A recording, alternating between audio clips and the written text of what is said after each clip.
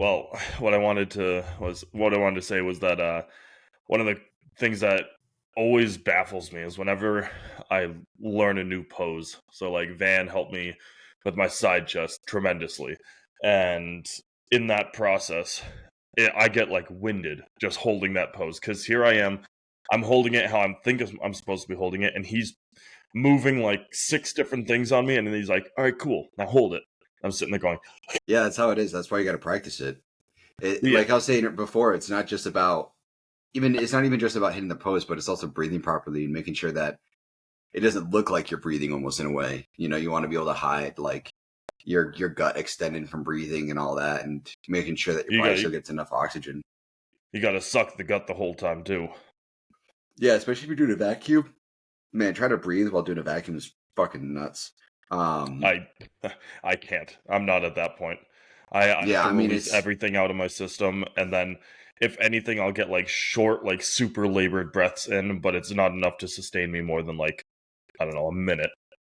yeah, I mean when it comes to like the vacuum side of things, I just do slight inhales of my nose and just keep holding it. But that's like I said, that's part of the practice. It's understanding all the intricacies, the little muscles that you're flexing or contracting, and whether or not you should be flexing something. Because like sometimes, like a pose, you shouldn't really be flexing a muscle, even if you are showing it off. Like you're in a side chest, you're not flexing your glute, your hams, or your quads, or anything like that. You're just letting them rest. But the way it looks is it looks like you're flexing them, even though you're not. So Well, it's doing all that. that's what I got when for critiques when I was doing the side tricep was that yeah, it's sure you highlight your tricep, but you have everything else has to be locked in and ready to be shown off if you're doing that. Like it's a huge shoulder one too because you're rounding off Hmm. that front one, and even your chest because of how you're rotating yourself, and like you said, your hammies, your glutes, like so much more goes into it. Even though we all know it as like if you did it to a random person or someone did like, oh, do the tricep pose, everyone knows that it's the tuck it behind or like extend out straight, but in both of those poses there's so much more going on. Yeah, it also depends on how you do the pose too, because some guys do the side tricep, and they're more almost straight on when they're doing it, and you can do you use more of a focus on your quads at that point. You see more of your abs, you're more of your chest. So if like your tricep, like let's say they say to do a side tricep as a required pose, you do that one if you're theoretically if your tricep is a little bit weaker, but elsewhere stronger, you can show off more of your chest, more of your abs, and makes the pose look a little bit different and theoretically better than if you just highlighted your tricep.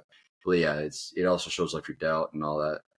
It's a lot more to it. It's posing is the art side of things, where training is a science. Training in food is a science, and then the posing the art. You're showing off what you've worked on using science when you're eating and when you're training.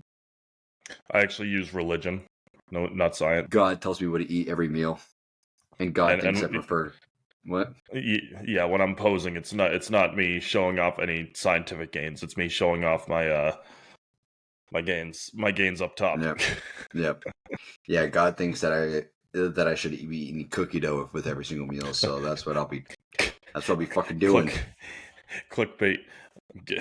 Bodybuilding is just God. God in your body is actually body god building. We're gaudy building. Gaudy building. Jeez. There it is. That's the Coining that. term. Yeah, Coining it. you got to make it a thing. Gaudy building trademarked. Yeah, I'll go and get it copyrighted. Pay like Gaudy 10 building. grand to get it copyrighted. And then everybody just you host a class and you just you must pray.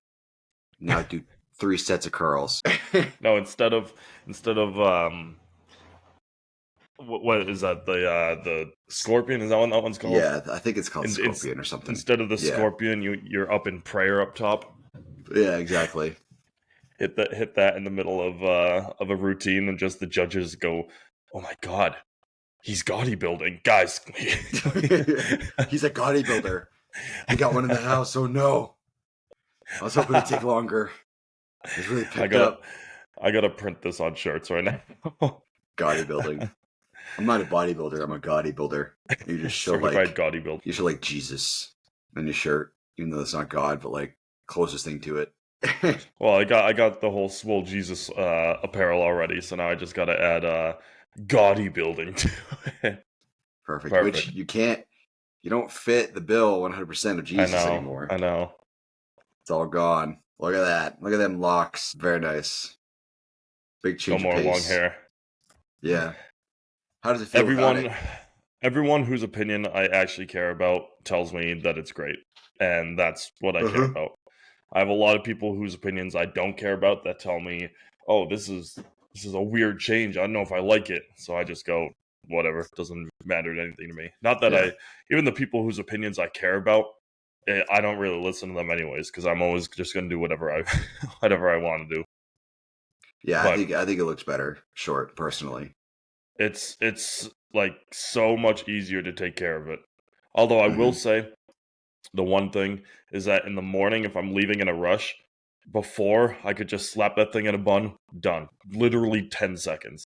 Yeah. Every morning I got to get up, get some water in my hair, get my product going, blow dry, everything. And that's every morning now. Unless, like, if I do a full shower and have time to let my hair dry naturally, but then I need to wake Hmm. up like an hour before work and I don't have that time. Yeah, I mean, that's just up to you if you wanted to do something like that. I mean, I don't think anybody would judge you if you showed up with like a little bit messy hair because it's just guy style, you know? I don't touch my Yeah. hair at all. I wash it like every other day. Damn. I wash it like every other day, and that's pretty much it, you know? What So, hair? yeah, exactly, dude. It's fucking gone, basically. Yeah, it's gone from all the gains. Yeah. Speaking of that, I got my blood test back finally. Hell yeah. Let's It took rip it. What do 9 we got? days. Yeah, so we got it was like 1.6 on LH, which is like right in the smack dab middle. 0.9 on the FSH, which is on the low side. It's considered low. It's not in the normal range. But just over 500 nanograms per deciliter of test, total test, and then about 9 nanograms per deciliter of free test. So the total test is like smack that middle normal, and then free test is low. I think normal is like starts at 26. You want to say actually pull it up? I'll show you. And the But test also showed that you got 100% on that dog in you. Bark, yep, bark. 100% dog. Or Gaudy builder. Got that doggy gaudy builder. building. got the dog in you, your doggy builder. Let me see here. I'm gonna log in here. I'll show you guys what it looks like. It's disgusting. It took I know, right? It took forever to get it back, though. I don't know why it did. It should not have taken as long as it did. Like in the past, I've gotten more markers checked, and it took like half the time. It didn't make No. any sense. Maybe it was But just how many people got it at that time. yeah, it's possible. You know, making sure that what the hell? There you are. Okay. Yeah, so so like here's one. Okay, so back in it was not 1.9. I'm sorry, that's wrong. So um December 19th, which the report date was December 20th of 2023. This is when I first got it checked just after my PCT. It was 2.1 million IUs per milliliter. Where let me just share my screen actually. It's probably easier. Jeez, can I share my fucking there we go. Okay. Perfect. All right. Whoa, his name is D. Fink. Yeah. Defink. With Merrick Health. So I like Merrick Health because you could build like this is all I got checked. LH and FSH, and that's like $30. Where if I go elsewhere and I wanted to check just that, the cheapest I'm spending is like over $100. You know, so like you could check specific markers. They have a lab test builder. So if you wanted to check like just a few markers, you can. So in this case, I only wanted to check LH and FSH because that wasn't on my previous blood panel. So 2.1 million IUs and then 0.3. But the thing You're with not even on the 0.3, scale. well, the normal scale that is. This is the normal scale. So this is the reference interval in units. So this is what's considered normal. The thing with 0.3 though, this is a bit of a nuance that they don't mention when you're looking at blood tests, is that most of the time, for LH and FSH, they don't measure below 0.3. So it might actually be lower than 0.3. It's most of the time the blood work just says less than 0.3 from what they could tell, because it was exactly 0.3 and they can't measure any lower than that. So it's most likely less than 3. And then if we go back here, go here. Okay, so 5.6. So it's, pretty much smack dab middle. 507 on the test, which is this is saying slightly on the lower side. I would say it's pretty much smack dab middle. I would say probably anywhere between probably between 500 and or 450 and 650, I would say is very average, especially now. Testosterone in men has gradually declined over time. Okay. So the upper end of free test is 26. That's what I read. So it's picograms. The overall testosterone has dropped over time because people have lost their way with bodybuilding. Yeah, and they don't got that doggy building in them anymore. Exactly. The dog's gone. But yeah, so normal is 9.3 and I'm at 9. So I'm just under low. Which is basically what this means is that the enclomiphene is what's helping with my test. I'm probably 250, maybe 300 nanograms per deciliter naturally. Give it another 6 weeks and I'm probably about 500 on my own. And then LH is probably mostly just HCG. I'm probably closer to maybe 1.5, maybe 2. And LH, where FSH, I think the reason that this is low is because we were taking HCG and HMG artificially makes your body create more of LH and FSH.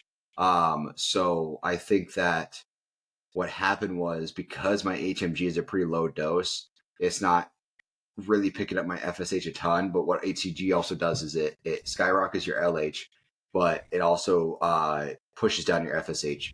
So I don't think that the HMG was enough to counteract all of the HCG pushing down or suppressing on the FSH.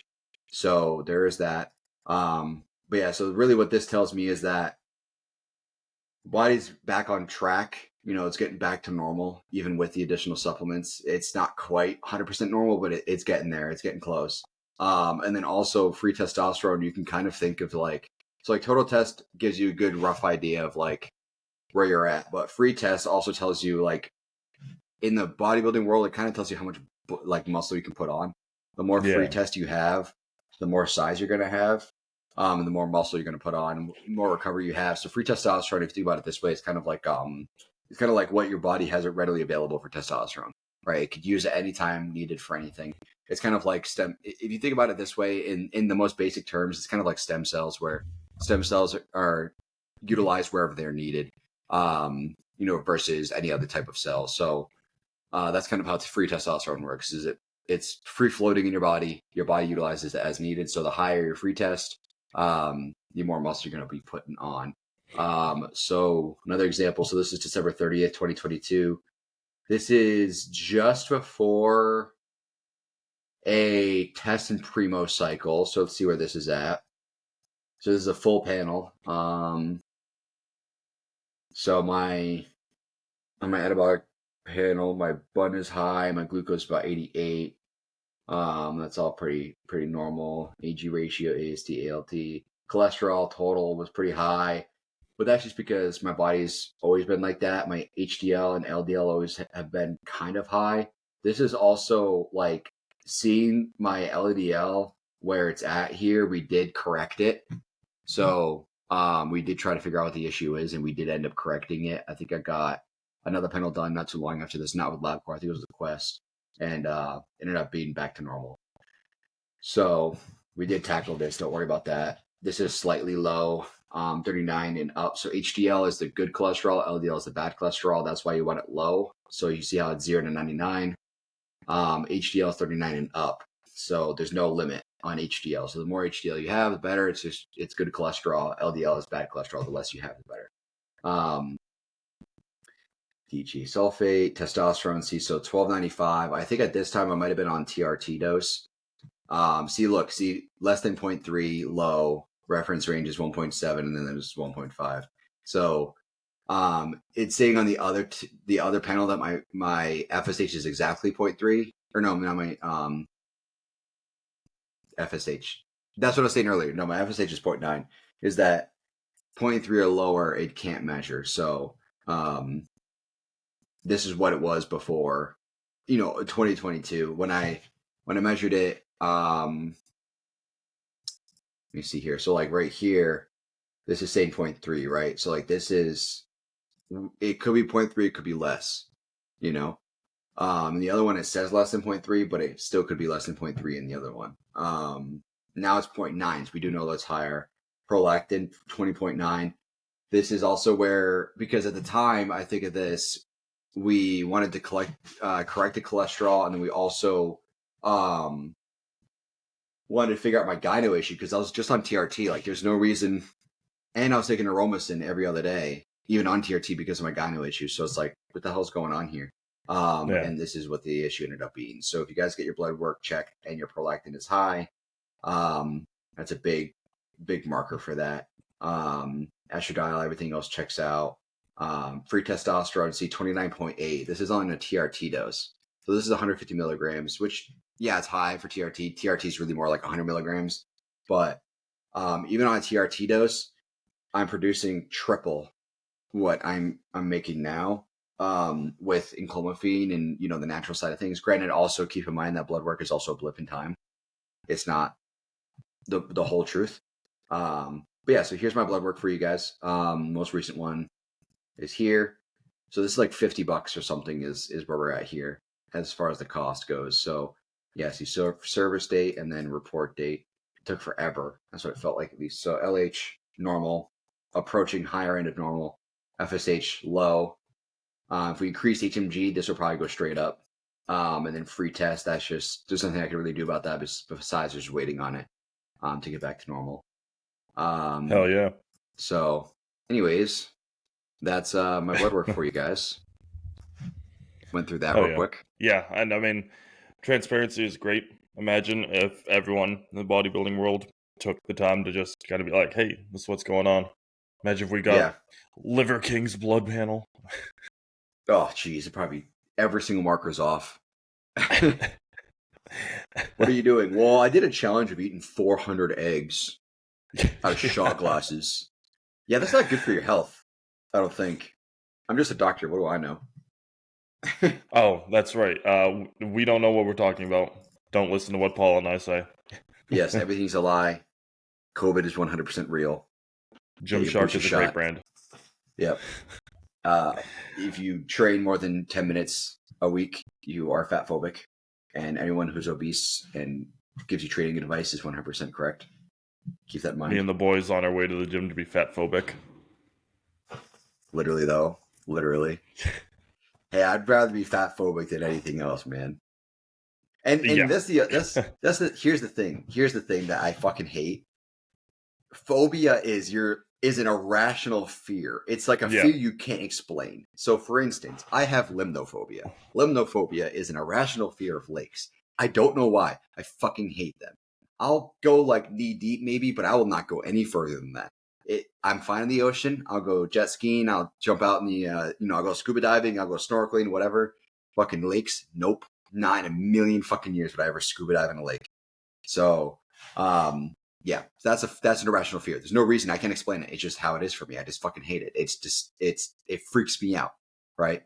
I just can't get in the water. That's an irrational fear. Fat phobia, or what people say you're fat phobic, it just means you just don't like fat people or don't want to be fat. Like, I just don't want to be fat. You're fat phobic. Okay. I think their argument, and this is not justifying it because it's dumb. It's so dumb. But their argument is that if you look at a fat person and say you don't want that, then it's you displaying your fears about becoming that. Yeah, I don't want to be a fat person. And but the point is that no. But the point is they're saying it's a, like you said, a phobia, a uncontrollable fear, which it isn't. It's just we look at that and go, hey, I'd probably want to live for an extra 20 years. Yeah, I mean, and even then it's like, you know how hard it's genuinely almost difficult to become obese. It's like when we're talking about obesity, we're talking about like morbidly obese. It's like almost difficult to become morbidly obese. Like, you have to get to a point, like, you ever see someone who's massive, it's like, how you never thought to yourself that I should stop doing this. And it takes literally 10 minutes a day. Just do some kind of aerobic activity and then you're good. Yeah, and just eating healthier. And it's not about eating less, it's about eating healthier, because there's been videos surfacing, which I really like to see. And I've been sending them to people, is like, it'll show like 1,500 calories from like Chick-fil-A, right? It'd be like a sandwich, some fries, and like a Coke or something. And it goes 900 something calories of like actually healthy eating. And it was like 3 plates of food. So it's not about eating less, because when you eat healthy, you actually can eat more, because there's less, your food is less calorically dense, right? So it's like, you're not eating less, you just change what you eat, and you could eat more. But again, it's, the morbidly obese, I'm just like, man, I just feel bad, because I'm like, there's got to be something mentally going on where it's like, it's not clicking, and it's like, there's just something wrong, and like, I feel bad about that. But then it's like, you need to seek help. Like, has no one around you been honest with you? And that's the other thing, having good friends. Like, you can't have people who allow that to happen without saying something. Like, even between Paul and I, like, even though we both understand, like, there's, bulks and cuts, there'll still be you're looking a little fluffy today. Skinny bitch. Skinny bitch. He just did an interview or something with Jordan Peterson. Oh, really? Oh, you know what? I saw that. It was a virtual one, right? Yeah, it was virtual, but I think that's super cool. I gotta watch that. A lot of people give Jordan Peterson hate, but I'm on it. I like him, dude. Like, and we'll go on a little side tangent for Jordan Peterson. We'll get into the main topic for today, but Jordan Peterson, like, I really like a lot of his content, and a lot of people who find him sexist or get upset are just upset at what's reality. And they're like, oh, like I was watching this video the other day. He was, I think it was relatively recent. He was talking about gender, the differences between male and female, right? And this he was in the UK doing this, and this lady in the UK was saying that if we, like, her focus is equity, right? So it's like, we should be promoting the difference between men and women, but then creating like an equal society where everybody can do what they feel is right for themselves, and blah, blah, blah. And he goes, so it's basically an egalitarian society where everybody has a freedom of choice to do what they want to do with their life. There's no like any sort of like cultural pushing or anything. And he explained it, he compared it to like Scandinavian countries, which have like the closest thing to an egalitarian society. And he said there's actually bigger differences now between men and women than there ever have been in today's society. Like, there are way less women in STEM in Scandinavia than there are in other first world countries. And that's because they're not pushing it on them. If you don't push any particular subject on anybody, they'll naturally gravitate towards what they're interested in. And when that happened, there's a lot less women in STEM, a lot more women, becoming, stay-at-home moms and becoming caretakers and nurses and doctors, stuff like that, and less so in STEM and all those different industries. But people just find that sexist, but it's like, no, it's not. It's just the reality. This is what the studies are showing. And when Jordan Peterson is arguably one of the most empathetic people, like, in modern culture. Like, he's extremely empathetic. So yeah, sometimes he gets emotional and he cries a bit. Like, he got compared to incels, and it's like, he's like, do you even understand what you're implying there? He's like, these guys need help. Like, incels need help. Like, a lot of them are mentally disturbed or have mental issues. And he's like, if I'm going to be the image of these guys, then so be it. It's like, because these guys need help. And it sucks that you use that as an insult, it's just like how people feel about somebody calling you retarded. It's like, when people say it, they don't really mean it. But if you really think about it, like, it's kind of messed up in a way. You're comparing someone who has a serious mental issue that they can't help, So that's where Jordan's coming from. You start crying, people are like, what a bitch, blah, blah, blah. And he is all the sexism coming out of him, and this is what he deserves. And look at how puny this man is. And it's like, sorry that he's empathetic. And if people say how puny this man is, that's when all of us gym bros stand up and go, you're not getting to him before you get through us. Yeah, exactly. Gym bros would be best bros. Yeah. The best bros out there. Well, speaking of that, I walked in and saw a person I haven't seen since high school. And this was literally just yesterday. And he looks at me and goes, "Jesus, dude, do you bench press a car now?" That's a nice compliment. Because I was just in jeans and like one of my steel shirts, so like they are like arm fit, like it gives a Yeah. little bit tightness around the sleeves Yeah, to slim help fitting. showcase your arms, and like I Right. mean a little baggy around the lower part, but that's also just because I don't have a big waist or gut. But it was just like I wasn't trying, and there he was just saying, "Holy crap, dude!" So that was a nice little piece to keep moving forward with. Yeah, that's what's up. It's good to hear. Yeah. Gotta love compliments. But speaking of people who can bench press a car, our main topic for today is a fitness influencer review. We've done a couple of these in the past, and we're taking a look at someone who's super duper popular, especially in the younger population right now, and it's Bradley Martyn. And he's a bodybuilder turned businessman turned influencer turned gym owner turned like he does a lot. And he you'll see him all the time on with super famous like celebrities, athletes. He just has that like back when the blue check on Twitter meant something, that's what I refer to, but he has that blue check uh contact list basically where he can pull anybody onto his show. He has a podcast, he has um his own YouTube channel. He can pull basically anyone he wants into that, and he gets like tons of clicks for it. So he's he's an absolute unit. And he he talked about this, but the reason you might like him, Paul, is he was one of the first men's physique competitors. Hmm. When men's physique came around, um, he talked about that in an interview with some other people, but um just in regard to his bodybuilding, he has a pretty short career. It's only spanning 2 years, and there's no pro appearances or anything like that. It's all NPC. Not to take anything away from that, because NPC is still phenomenal competition. Um, but he started off on the NPC side of things. He did other bodybuilding shows, but they weren't recorded. But his first NPC event, he won. He won the Southern California Championship, just first won that. And then from there, went and did, a couple shows for the next couple years. But that's where, and you were talking about this a little bit beforehand. He has this big story for why he leaves bodybuilding, and it's whether or not to believe it is kind of anecdotal, Yeah, take it but with a grain of salt. yeah. Yeah. But he was in a bodybuilding show, and based on the story, I have to place it as his 2011 NPC USA Championship because he got second there, and that would fit what he says in the story that I watched.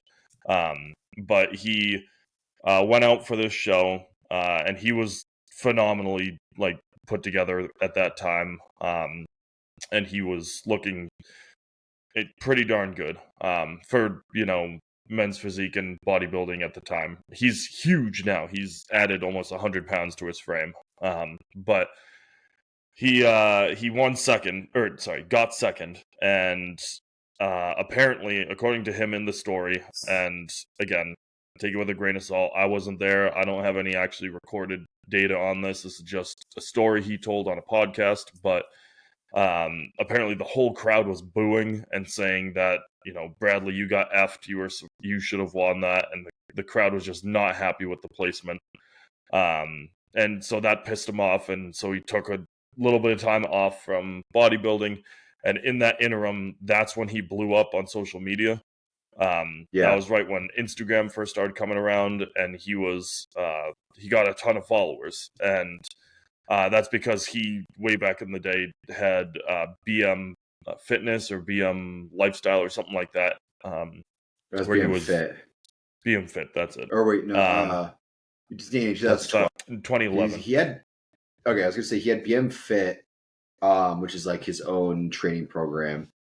Yeah. But in 2012, he found Alpha Creative Designs and also Open Zoo Culture, which we'll touch on. But yeah, I think Yeah. it might have been BM Fit Yeah. that he's still going at the And time.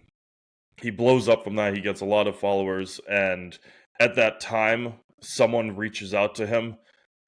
He just says her name is Venus. There's no other last name or anything like that. I don't know who it is, but apparently, that show that he got second at, she was like kind of like how Paul, you have your team, your body, like it's a fitness team that you guys have.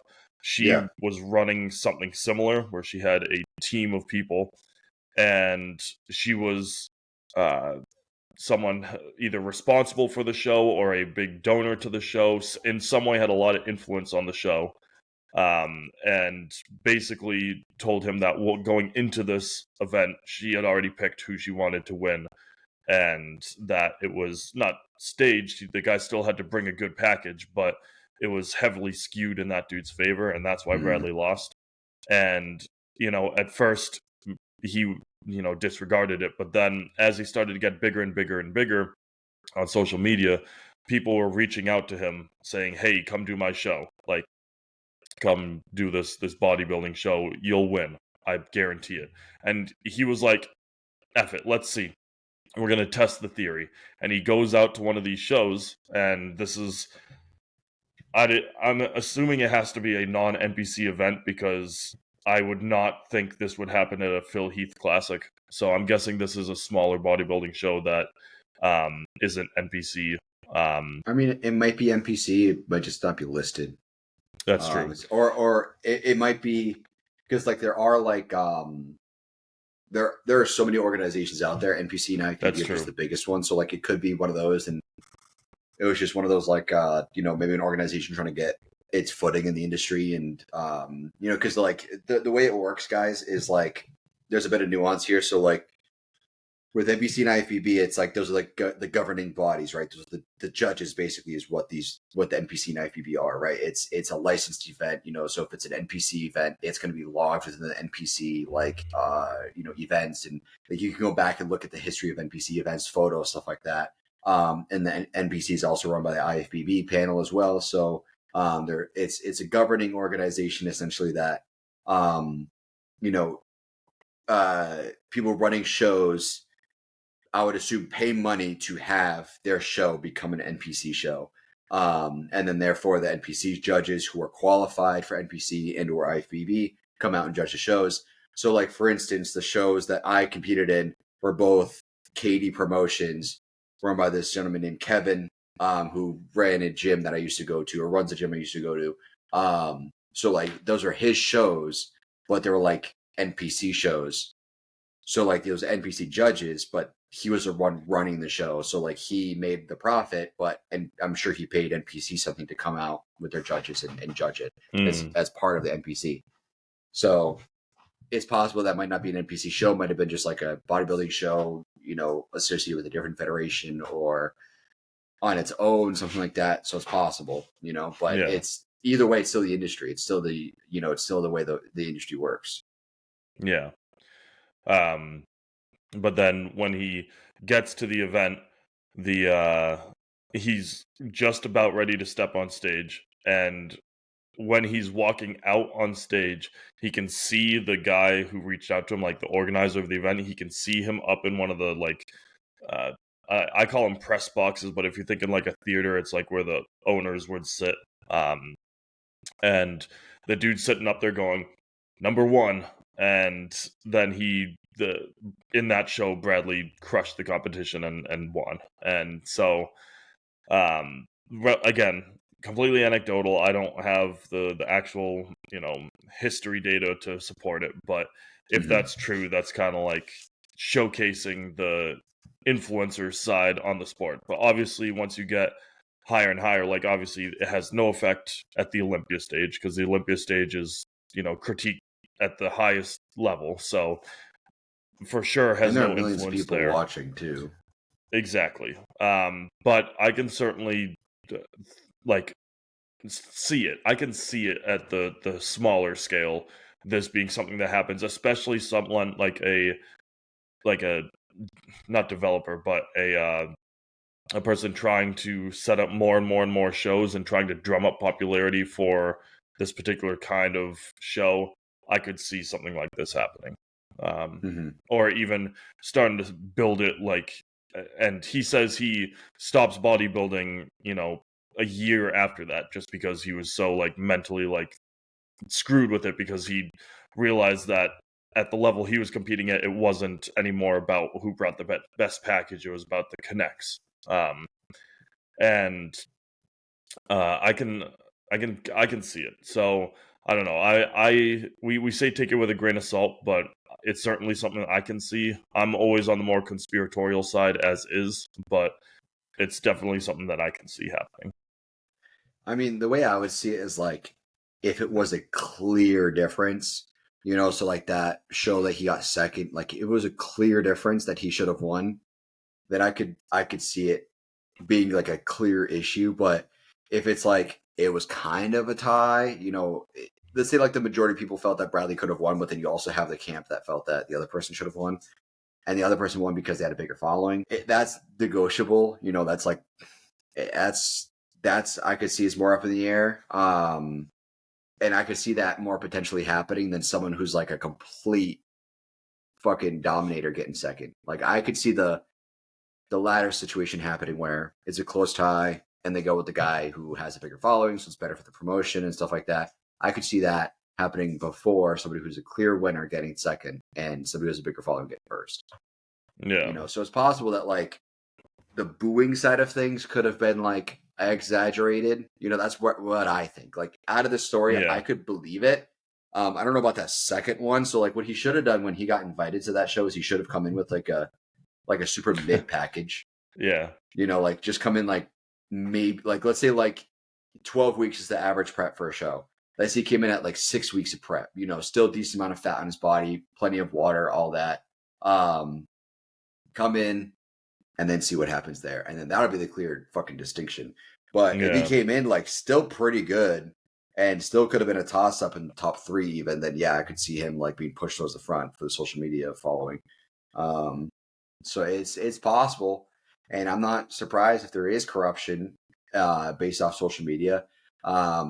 There's been a lot worse things claimed. Almost every year that a white guy wins the Olympia, it's claimed as racist almost every single year, which is a damn shame because if you look at it historically, there's actually the biggest Olympia winners are all not white. White guys are the ones who usually get destroyed in the Olympia. Not obviously in classic. Classic, C-Bum is the biggest, but classic's only been around for 11 years, really. Same with men's physique, so you can't really take any of that, for truth. It's, so it's a shame that people fall on these other issues. And you'll also see that in just general bodybuilding too. Like you'll see guys who just get so upset that they lost fair and square because they put all the effort in, but it's like, yeah, you put in the effort, but everybody else did too, dude. Like you're not alone in that. Yeah.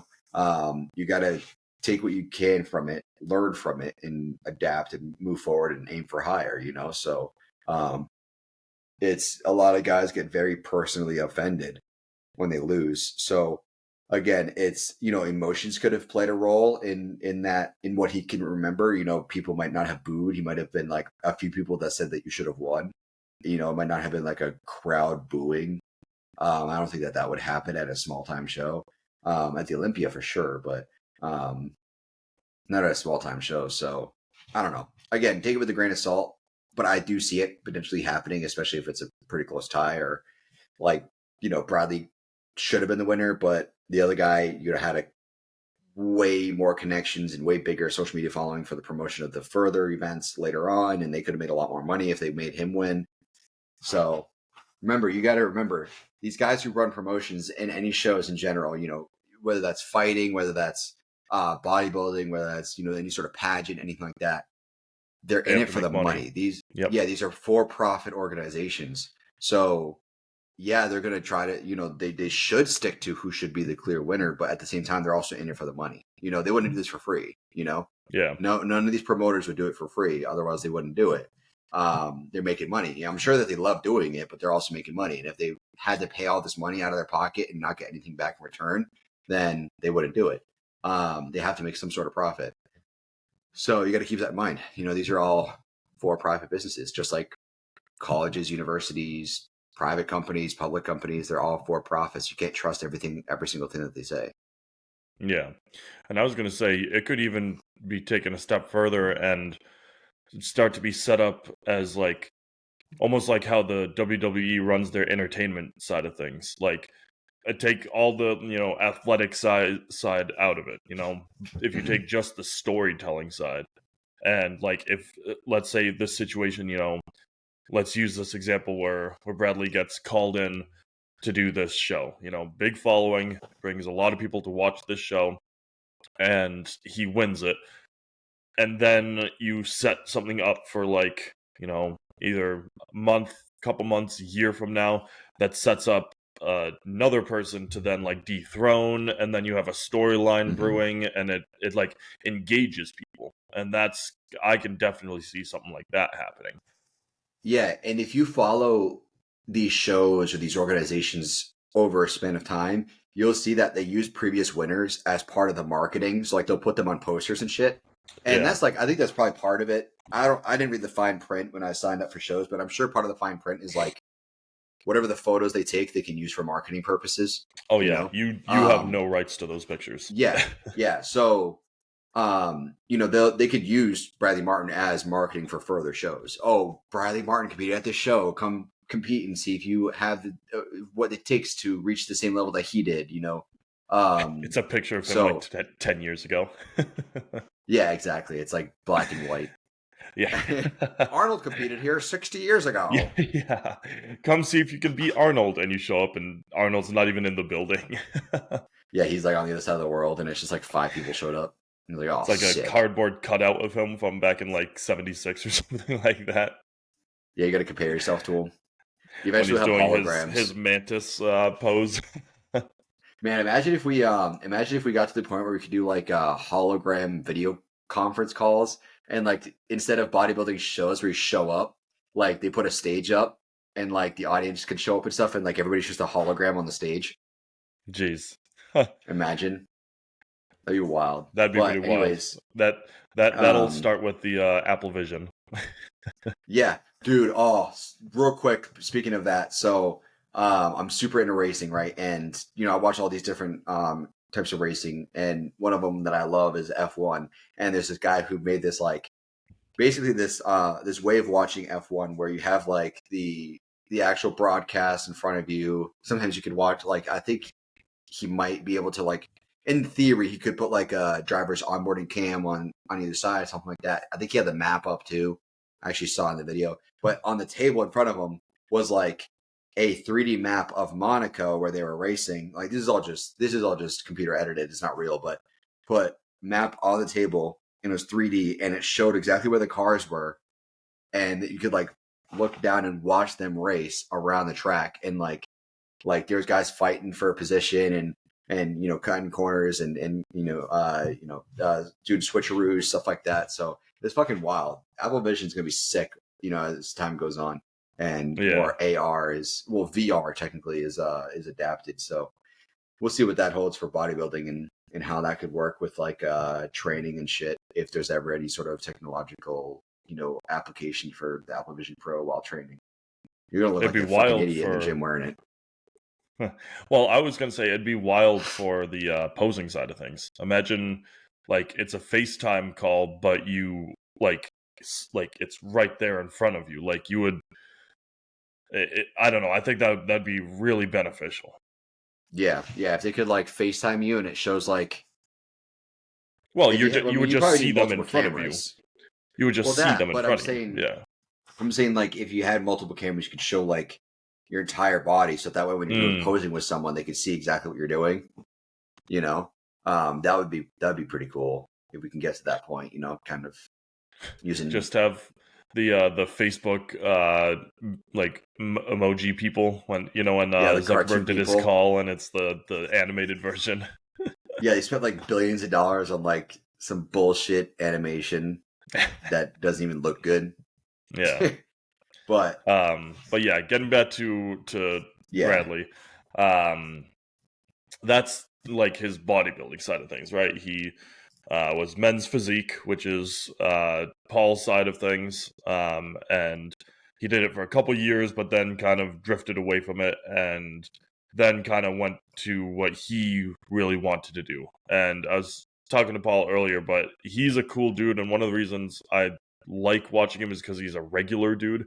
Because one of the like his YouTube channel first started with him doing gaming stuff. All he does is he works out and he does video game, like plays video games. Obviously, he has like his what does he podcast play? and all that now. His last one that I saw that he did a big debrief on was Destiny 2. Um, Okay. but he's just that's what I mean. Like he's a regular dude. Like he just loves gaming and he loves the gym, and that's why I like him so much because I have my whole get up set up right here for gaming. The gym is the other half of my life. Like it's really cool to see.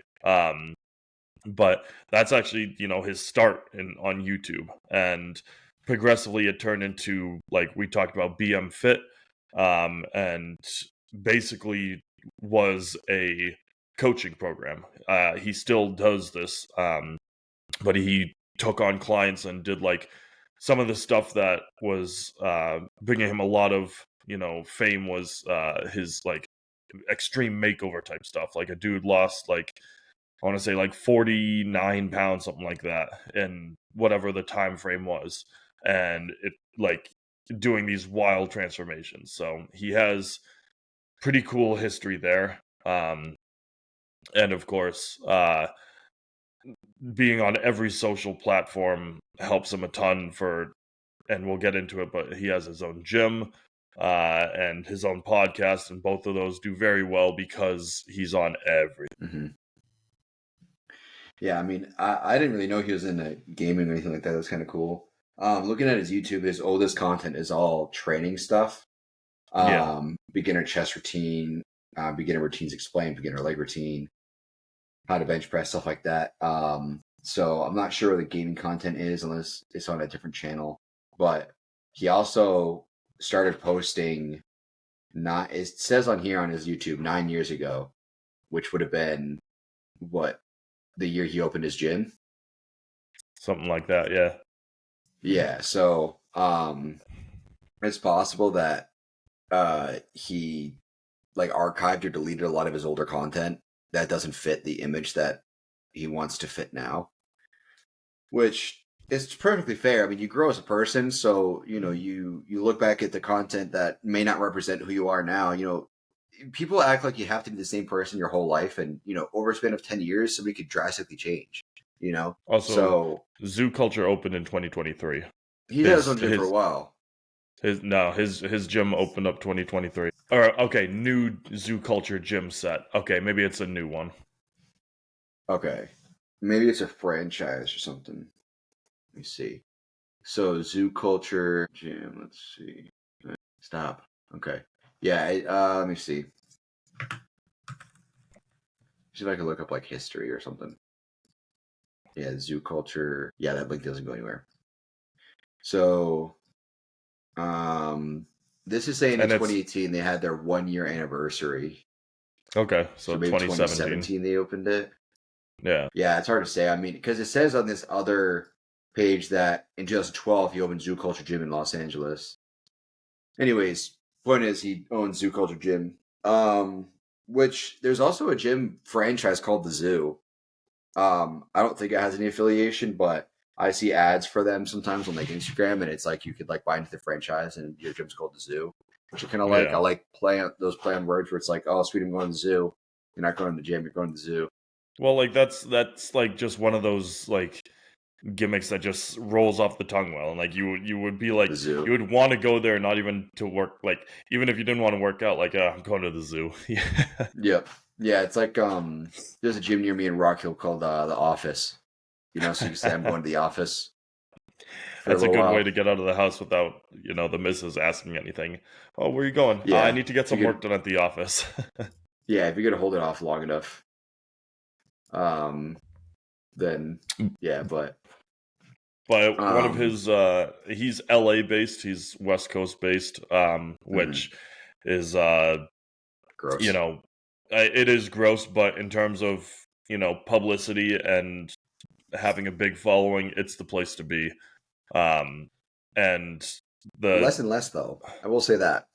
yeah, but it's still the hub for people who are big, and that was completely emphasized when he opened up this new zoo culture spot.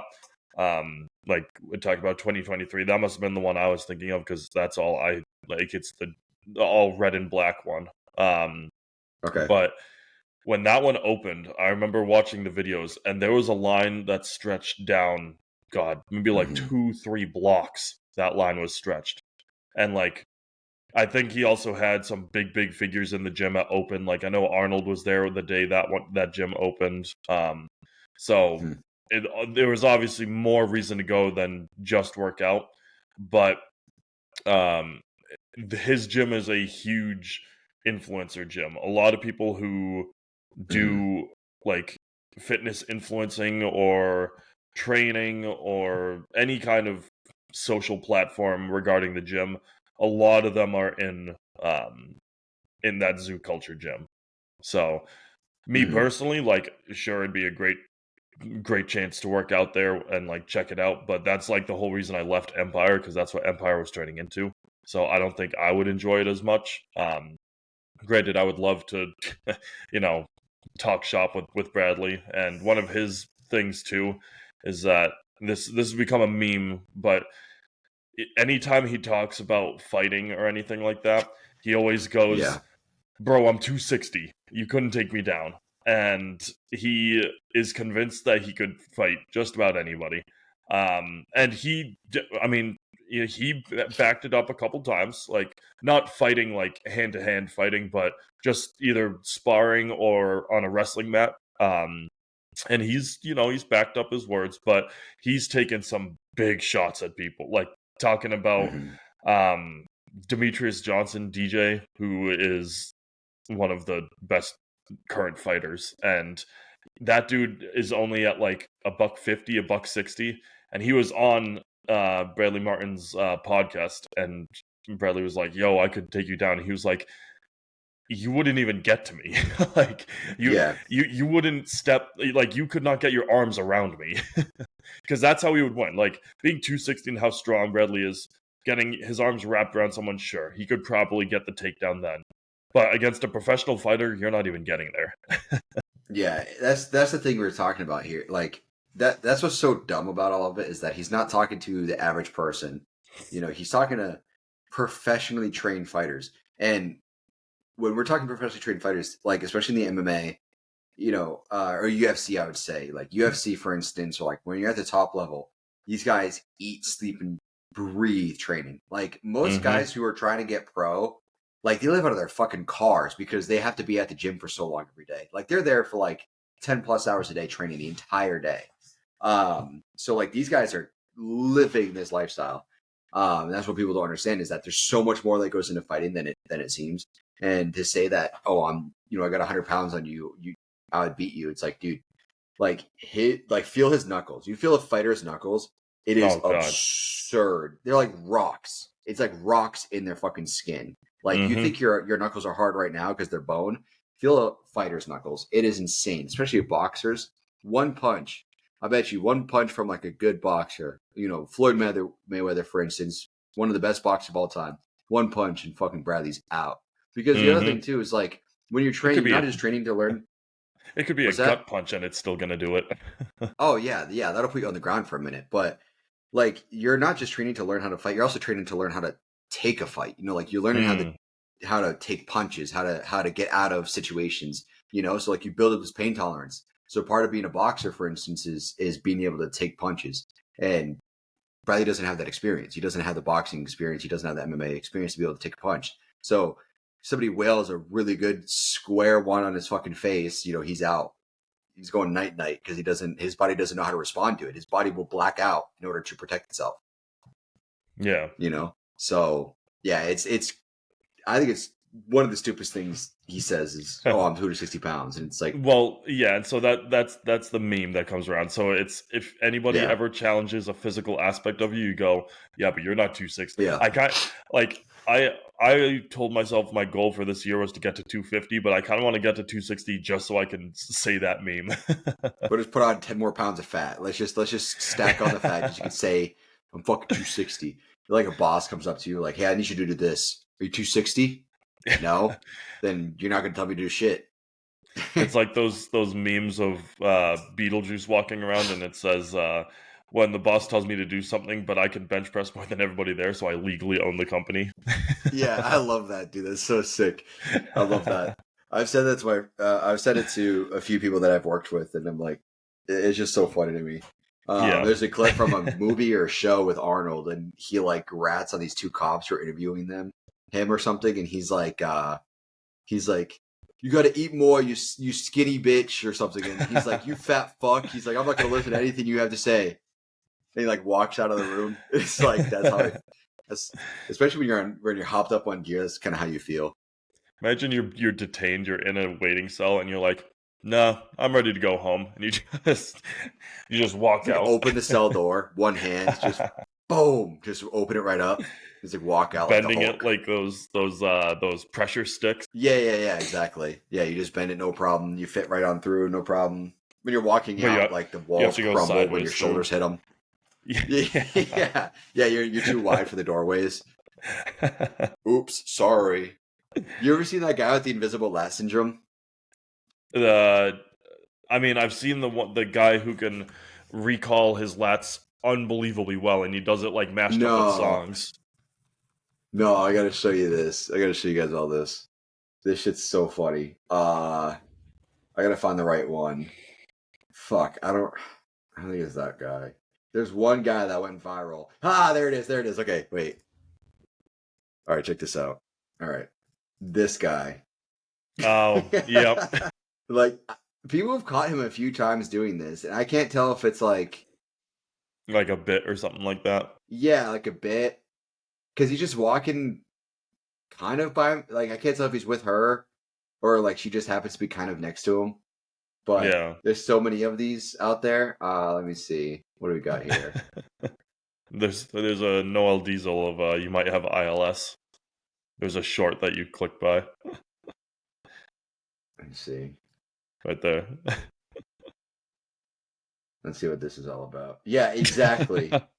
Exactly how they fucking walk. I know so many guys like that in the gym. Like, they walk like, I'm like, dude, you look like an idiot. And having a phobia First for step is day. identify your friends because ILS is often contagious. Yeah, exactly. See, this just gave us our I think we have to do Noel Diesel next week. Let's see what this is. Invisible Lat Syndrome was so funny to me.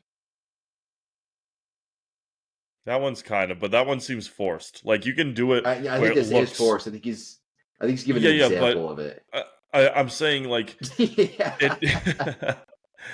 You can. It is 100% forced, but it can also look like someone just like the one with the guy walking around. That guy generally could like just think he's supposed to walk like that, you know. Oh, great! He's sumoing. What do we got here? Sumoing with a cross hand grip. Pass out. I mean, that's so you can actually grip the weight, but I bet you this guy's gonna fucking pass out.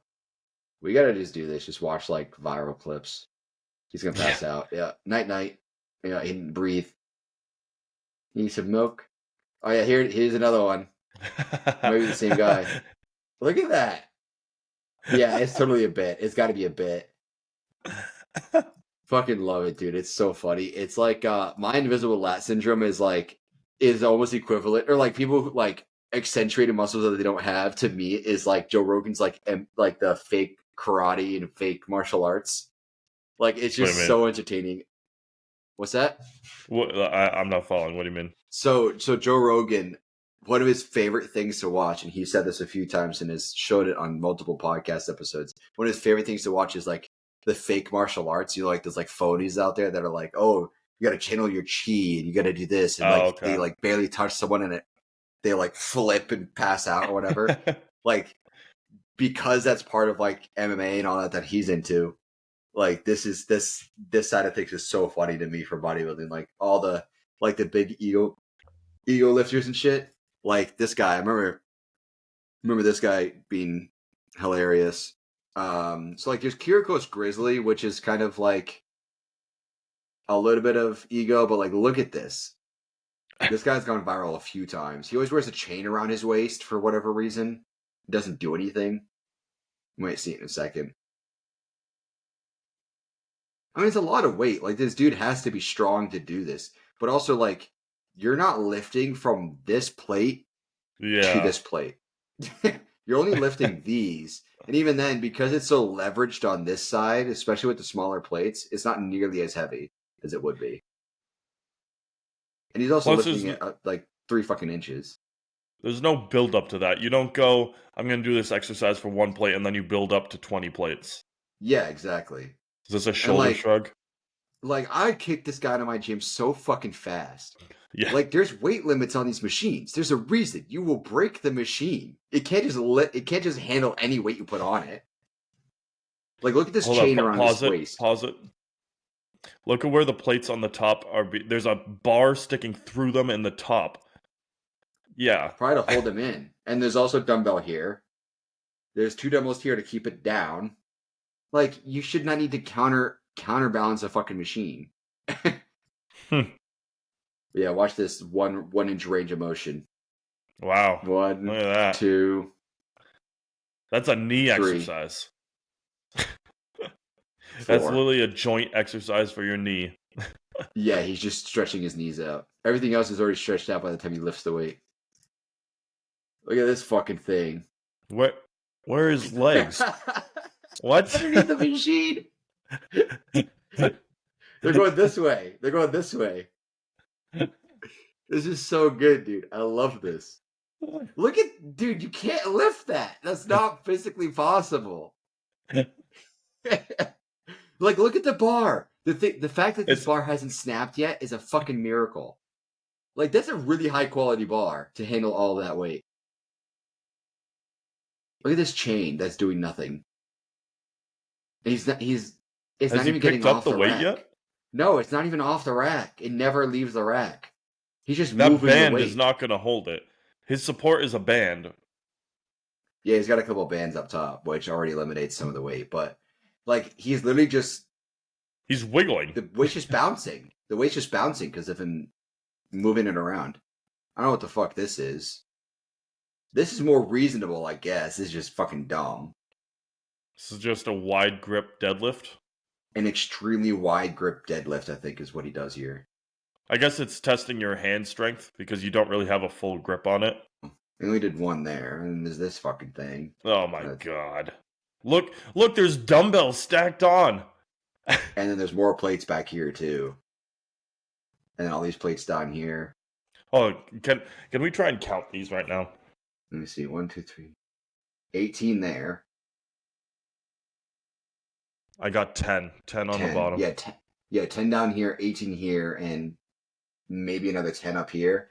And then dumbbells. So we're talking 38 plates per side. That's not physically possible.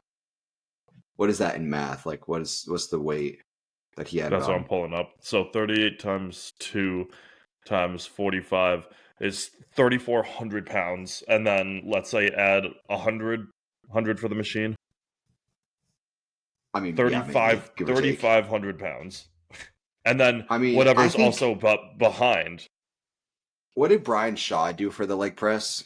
Brian Shaw did the car, but the car didn't have an engine block. Yeah, but how heavy was that? I'm looking into it right now. Yeah. Doesn't fucking say. Yeah, it just shows a car. Oh, it's 2,000 pounds. This is the Shaw Classic leg pressing a 2,000 pound car. Let's see. This is on a different screen. I know you guys can't see it. So it's a forward edge. Yeah, you can see it's all stripped out, but it is 2,000 pounds. So one of the world's strongest men makes a whole thing about leg pressing 2,000 pounds. And this dude's supposedly doing almost double that? No. Yeah. No, sorry, dude. You're not actually lifting any of this. There's no way it's coming off the rack. Wow, it actually came off the fucking rack. It's all knees. His knees are gonna be fucking dust.